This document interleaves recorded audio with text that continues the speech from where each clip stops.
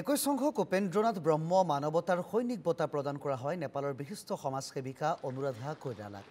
কোকৰাঝাৰৰ বড়োফা সাংস্কৃতিক প্ৰেক্ষাগৃহত এক গাম্ভীৰ্যপূৰ্ণ অনুষ্ঠানত প্ৰদান কৰা হয় এই বঁটা। বঁটাত আছে এখন প্ৰশস্তি পত্ৰ, বড়োফাৰ প্ৰতিকৃতি, এৰী চাদৰ, এযোৰ দখনা আৰু 2 লাখ টকাৰ চেক। উল্লেখ্য যে উপেন্দ্ৰনাথ ব্ৰহ্ম ন্যাস আৰু এপছুৱে প্ৰতি বছৰে উপেন্দ্ৰনাথ ব্ৰহ্ম মানৱতাৰ সৈনিক বঁটা প্ৰদান কৰি আহিছে। সমাজৰ অৱহেলিত নিষ্পেষিত জনসাধাৰণৰ ন্যায় অধিকাৰৰ লগতে সাংস্কৃতিক আৰু শৈক্ষিক ক্ষেত্ৰত বিশেষ অৱদান আগবঢ়াই অহা বিশিষ্ট ব্যক্তিক এই বঁটা প্ৰদান কৰা হয়। অনুষ্ঠানৰ মুখ্য অতিথি হিচাপে উপস্থিত থাকে পদ্মশ্ৰী পেট্ৰিচিয়া মুখিম।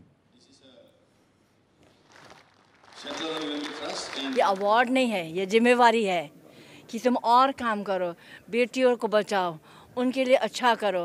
वही मेरा सबसे बड़ा, ये भी एक और बड़ा जिम्मेवारी और बड़ा टोपी लगा दिया कि हमारे बेटियां को अब हमारे यहाँ तो नहीं है और सभी इंडिया में है, इंडिया का बॉर्डर ओपन है, तो यहाँ पर हम लोग का बच्चे लोग को लाकर कोठियों में बेच देता है। तो हम लोग वहाँ से रेस्क्यू करते हैं, हम लोग उनको रोकते हैं। उनको जब रेस्क्यू कर लाता है तब तो हम लोग उसको डिफरेंट स्किल्स सिखाते हैं।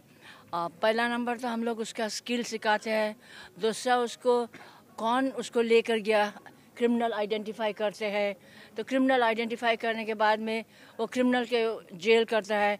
अभी तक हम लोग ने 2500 क्रिमिनल को जेल किया है। विश्वम Upendranath Brahma soldier of humanity award Kokrajhar Bodofa cultural complex Padma Shri और माइटी नेपालर फाउंडार सन्मानिया मेडाम दीदी अनुराधा কৈৰালা ডাঙৰীয়ানীক আমি প্ৰদান কৰিলোঁ।